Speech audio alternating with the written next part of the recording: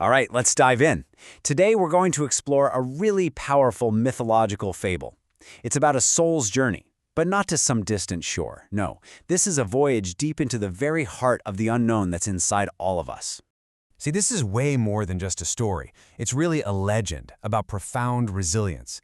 It gets at that fundamental choice to author your own existence, to literally create a new reality right from the ashes of the old one. And the whole thing kicks off at a totally impossible moment. I mean, just try to picture it. A clock striking a 14th hour. It's a sound that shouldn't exist, one that defies the sun itself. This isn't just an event, it's a complete rupture in reality. And that's the catalyst for our whole journey. It signals the end of one way of being and the violent, first scream of existence in a brand new, self-authored world. So where does this journey even begin? It starts from a place of deep stagnation, a life lived inside what the fable calls the abbey of safety and a gilded cage. And sure, that sounds secure, but in reality, it's a prison. It's a place that prevents any real growth and leaves the spirit as nothing more than a statuary of salt. The contrast here is just, wow, it's striking.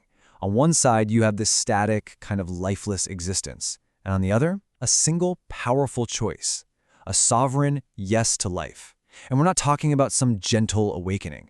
This is a strike of vital lightning, a powerful, active affirmation that completely shatters that old world and its whole architecture of stagnation. So out of this shattering, something new has to be born, right? And it is. A vessel emerges. But it wasn't built for some promised land, no. This ship is for a much more profound voyage, a cosmic pilgrimage into the unknown territory of the self. Now this is no ordinary ship. It's described as a self-propelled wheel of the spirit, and it was birthed for one epic purpose, to sail the infinite water of the absolute unknown.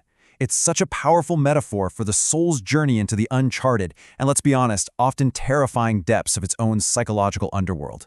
And here's where the vessel actually comes from. It's forged from an instrument of finality. The terminal shutter, which used to act as a guillotine of negation, has been totally transformed.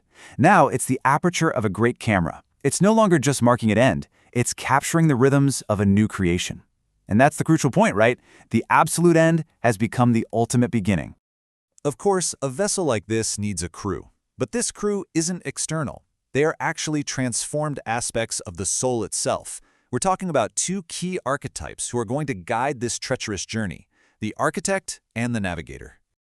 Okay, so first up we have the architect. He was formerly known as the Red Spectre, and he was the midwife of the abyss, basically a force of pure nihilism and destruction. But on this voyage, he has gone through a massive transformation. His old purpose was simple: seek absolute negation, a total void. But his new role is to become sovereign law. He is now the guardian of the new foundation, the very structure that protects the soul's authentic, hard-won values. And here's why that is so important. It shows that the part of us that was most committed to destruction can actually be transformed into our strongest protector of what is meaningful. Our second guide is the navigator. In his former life, he was the sapphire jester, and his job was to be a mirror of rot, just passively reflecting the decay of the society all around him. The shift here is just profound. I mean, from passively mirroring a rotting society, the navigator now actively maps the internal wilderness. He becomes the one who mediates the soul's agonizing tensions, skillfully guiding the vessel through all the inevitable storms of self-discovery. He's not just a reflection anymore, he's a guide. But, this journey is no calm sea. The central trial is brutal, and the fable makes a really critical point here. Our inner decay, our trauma, our darkness, these things are not obstacles to be avoided. They are the very fuel for the voyage, the raw material of transformation itself. This whole ordeal is described as a blight of revelation. It's an agonizing process, a fire of dismantlement that ruthlessly strips away every single remaining lie. But this isn't punishment. It's a necessary, deeply purifying ordeal that forges authenticity in the flames. So this is the alchemy of the journey. First, the soul has to confront its darkest parts, that ignoble knowledge and repressed traumas. Second, it doesn't get rid of them, it fuses them directly into the ship's primal engine, its main source of power. And finally, it forges them into ballast, the very weight that gives the ship the stability to navigate the storm. So in this way, the deepest wounds literally become the greatest strengths. You know, this journey isn't powered by polite, rational thought. Not at all. It's fueled by the unfiltered id, that raw, primal energy we are so often taught to suppress. But here, that energy isn't just accepted, it's embraced. It is the very force that gives the soul the power to dance upon the shattered remains of its old masks. So, where does this whole voyage lead?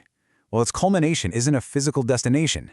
It's a completely new state of being, a sovereign horizon that's governed by a powerful new internal logic. And this all begins with the logic of one. This is the principle of absolute self-responsibility. It means becoming the sovereign of the soil, which is just a way of saying you take total unflinching ownership of your own catastrophe. There are no excuses. There's no one else to blame. You are the offer. And balancing out the one is the logic of zero. Now, this isn't nihilism or some final emptiness. It is the essential silence, that fertile void that's required for the soul's next great song to begin. It's the deep understanding that from nothing, the next something is always born. And all of this leads to the final transformation, an eclipse of identity. The old self gets obscured, but it's not death. It is a transvaluation of light, a moment where what you once saw as darkness gets fully integrated, changing the very nature of the soul's light. You know, the essence of the entire fable is really captured in this single thought. In this perpetual process of becoming, of self-creation, nothing is ever truly lost. It's only transformed, integrated, and then used as fuel for the next stage of growth. And so the fable concludes. The ship vanishes into the very infinite water it set out to explore. But this is not a tragic end. It actually signifies the complete integration of the soul with its own self-created universe, leaving behind only the sovereignty of silence. The journey and the destination have finally become one. Which leaves us with a final, pretty provocative question. It's a thought that invites us to look inward and really consider the infinite potential for creation that lies within our own journey. When a soul becomes its own universe, what new stars are born?